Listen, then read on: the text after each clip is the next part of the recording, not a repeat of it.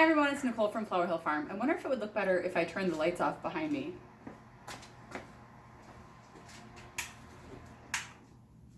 How's that? Okay, much better.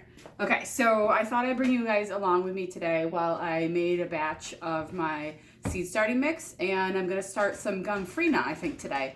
It says to start at about 8 weeks before your last frost date, and that's exactly where we're sitting right now. So what I'm gonna do is I have my peat moss, giant bag of it. And so I've kind of been following Lisa Mason Ziegler's recipe, but this is not sifted peat moss. So it's not for soil blocking. This is just for like a 72 plug tray, or I do something like Charles Dowdy does. He does a whole bunch of, like, for instance, this is a big strawberry container. I'm going to be starting like 300 seedlings in here, and then I'm going to prick them out as they get bigger. I'll show you an example of that. Let's see. Right here. Over here I have my snapdragons. So I sowed these on the 10th, I think, of March. So it's only been a couple of weeks, and I mean, I almost have 100% germination here. These are all snapdragons. People have such a hard time germinating these. So these are 3 different kinds, and I labeled them with a little popsicle stick. So when these get a little bit bigger, I've got a whole stack of 72 plug trays over there, and I'm gonna fill it, and I'll prick each one of these out with like a pair of tweezers, and then pot them up into a little bit bigger of a plug. So I do this because that whole table over there is a heat mat. I'm just running out of space. So I don't have the space for a bunch of these trays. So I thought, well, if I just start them here instead of starting them in soil blocks, then I'll have more room on the heat mat. So that's what I've been doing with a lot of it instead of soil blocking, because I'm just running out of room. Okay, put that back. And I'll show you guys, once I'm done with this, I'll show you guys my stuff that I have started already. Okay, so basically I'm putting 16 cups of this peat moss, and you know, it's a big compressed bag, so you kind of gotta loosen it up. There's already a little bit left over from something I did yesterday in here, so. Do you guys whistle or hum while you work? I do both. I also lost count. I'm going with 5 on that one. 6, 7, 8, and I'm only gonna do 15 because I'm like making rounded.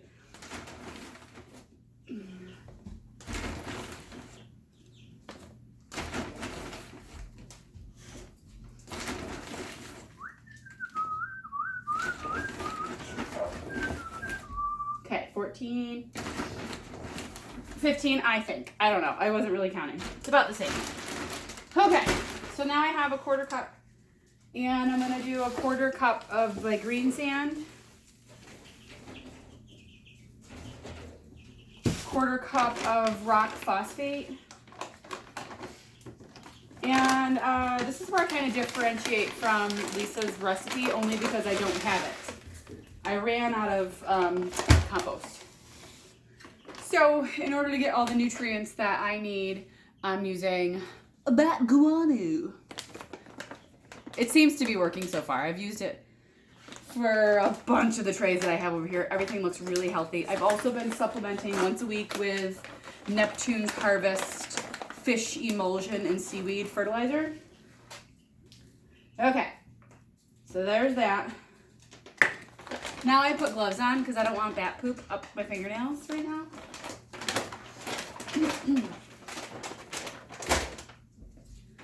And so this is non-sifted peat moss. So there are little pieces of sticks and stuff in there. Because I'm not using soil blocks, that doesn't really bother me. If there's a big one, I'll take it out.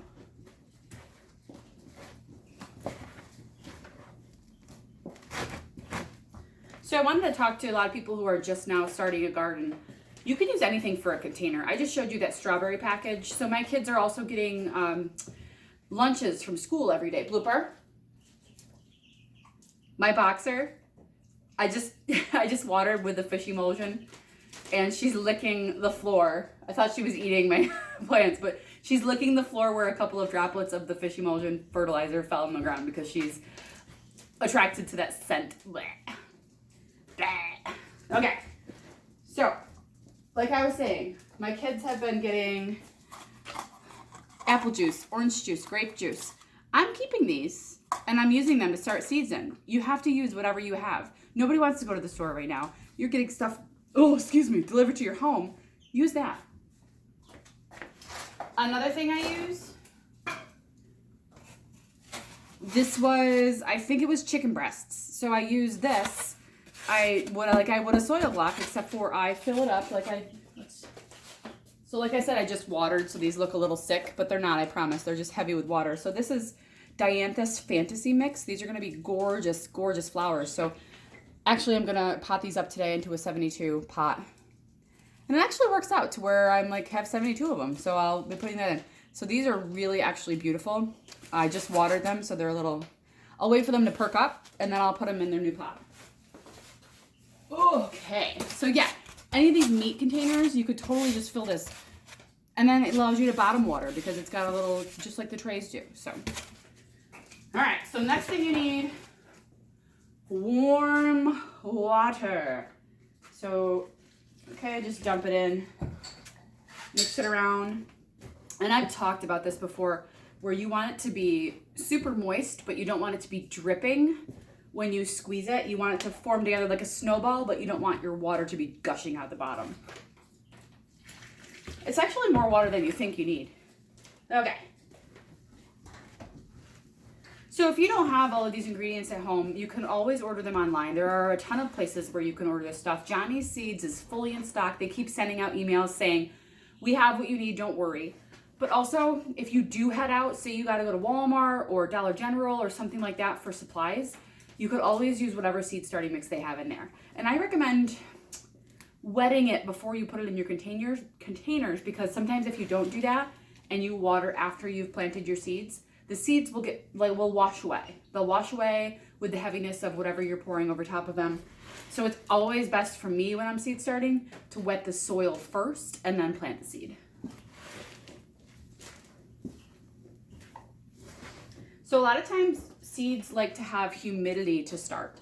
So what I've been doing, I do have some humidity domes for my 72 plug trays, but I don't have it for my soil block trays. So what I ended up doing, and I'll go grab an example.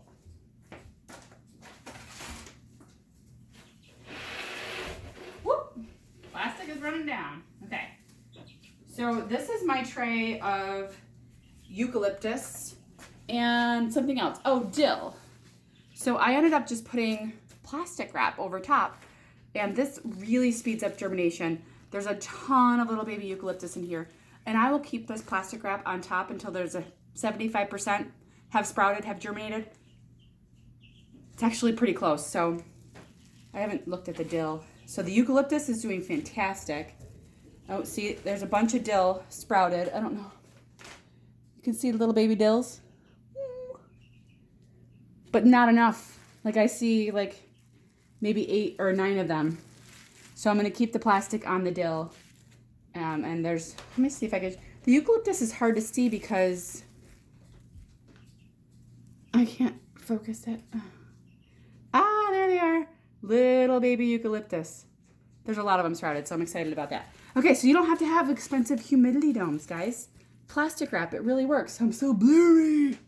Okay, put them back over here.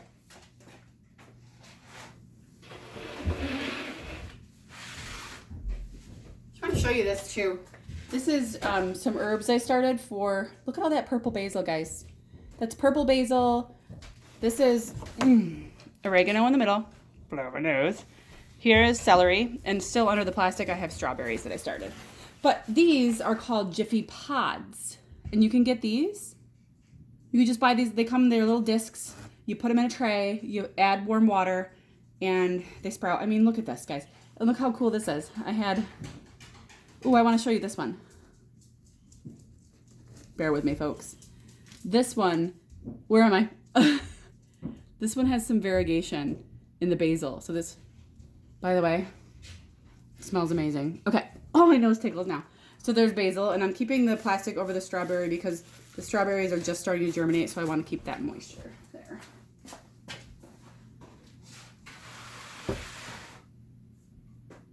Okay. Okay, so this is nice and good. It's delicious. It's nice and thick. I'm going to take this. You know what? I'm going to do this. I'm going to do this, and I do it like a couple of inches.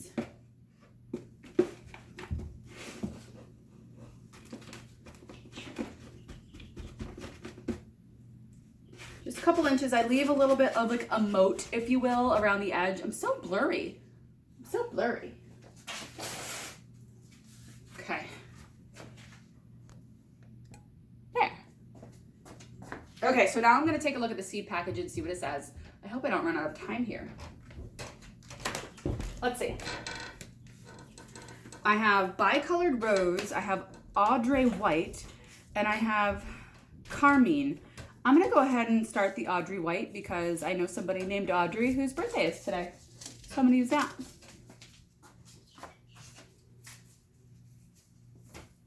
So this does say to keep the seedlings moist. Direct seeding is not recommended. So this means that they want you to start it inside and then transplant it out.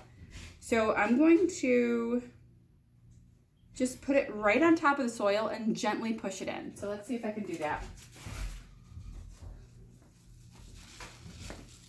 Let's see. Right here, yeah. Oh, that's delicious. Yes, okay. So that's about what I'm going to be doing right now. There's still a ton in here. I'm going to save these for a succession planting, and I'll do that in a couple of weeks.